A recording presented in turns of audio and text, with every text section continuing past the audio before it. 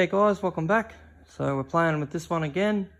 This time we're looking at the power steering. So what we've got here is a Astra power steering pump.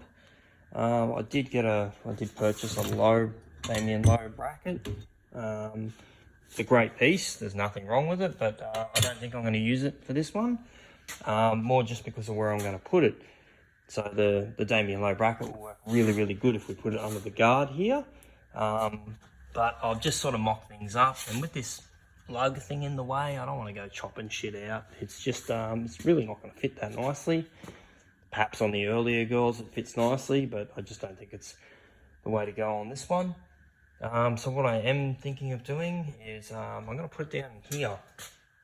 So the battery's going in the tray area anyway. I'll build a cover to go over that just so it doesn't look nasty. And this side here we will have the catch can that we're going to fabricate, which obviously we haven't done yet, but that's okay. So what I've got, it's an Astra power steering pump. I've got no idea what year it is. I'll put it in here because it's late at night, I don't really remember.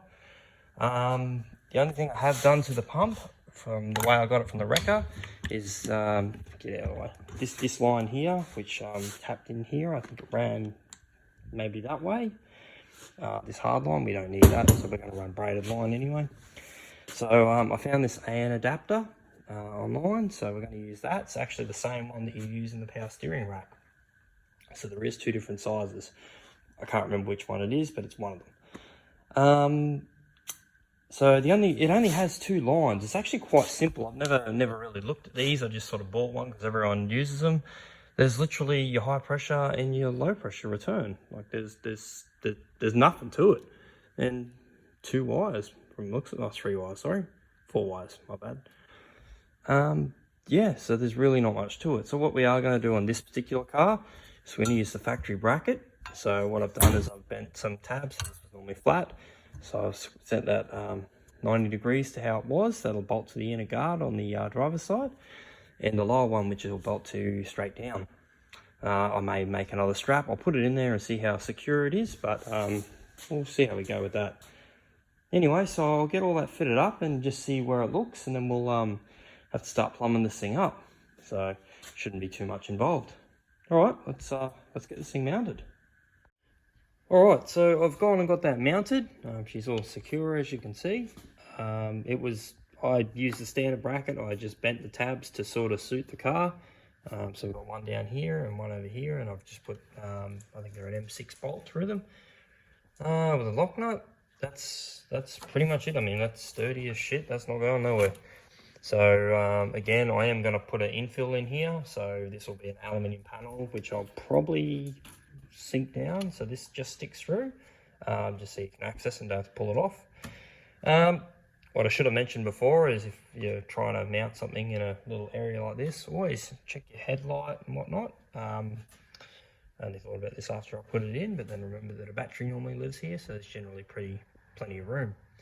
So anyway, yeah, just remember that if you're mounting somewhere in a really fairly tight location, you want to make sure you've got room for everything else. Now, for the lines, so we've got our high pressure line here. Yes, dog, what's up? You're hungry. All right, give me a minute. What we have is a high pressure line, so it's AN fitting, -6. So what we'll do is we'll come out of here, probably down to a 45 and then across the rail, and we'll find the nicest way of routing that with these pipes. That's probably going to be the actual hardest part, but as you can see there, we have a straight shot. So I reckon we'll either come down here, go under the rail, and then jump back up through and run along. That'll probably look a lot cleaner. Instead of coming across the rail, that might look a bit crappy. It's a burnout car, but at least it's got to look tidy. Alright, so I'll go and have a look at that and we'll see where we end up. Alrighty. Righto, so I've gone and got all the lines and that made. So here's our adapters. So they're actually called a bump tube adapter, and they go straight into the factory steering rack, and they take an AN6 line. So what we've got is two 90-degree bends. It's a little difficult to see because of the light, but they're away from the pipe, only just, don't get too scared, which runs up here, through here, a couple of P-clips up under the car. into the engine bay. So obviously the high pressure is the braided line, the low pressure is the normal transmission style line.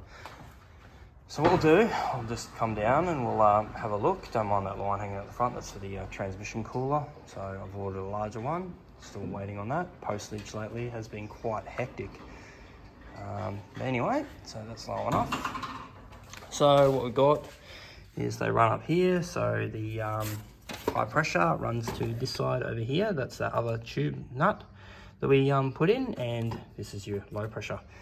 So bit of searching and I found the wiring diagram. So this is basically what we've got. The thick red is the battery positive, the brown thick is ground negative, and this is I think it's a blue wire, switch positive, and this black wire which is switch positive as well. The brown wire you do not use. So the blue and the black wire go together and to the switch positive. So the pump draws 15 amps on idle and up to 35 amps while turning, but at full lock it goes to 75. Okay, so parts we've used in this install. So this is actually a 98 to 05 Astra power steering pump. It's out of the TS model. Apparently it's the one that's, you know, the desirable one, the easier one to use. So parts used for this, we've got two 16mm bump tube adapters. So remembering we've got one in here and then one on the rack, which is on the high pressure side, which you would think the 18mm is the other one we need, would be on the high pressure, but it's not, it's a low pressure. So we've got two 16mm bump tube adapters, one 18mm bump tube adapter. You've got two 90° -6 fittings to suit whatever braided line you run. I like the cutter style. I like the rubber braid more so than the Teflon, just because it's easier to install and it's just easier to work with. And you need one 90mm -6 to suit a 3/8 hose for the low pressure side on the steering rack.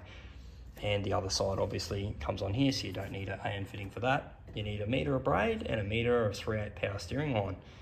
So that's all it is. Pretty simple install really. You've literally got 3 wires to connect plus 2 lines. It is so simple. Highly recommend. All right, so I'll leave that with you and we'll keep going. Catch you later.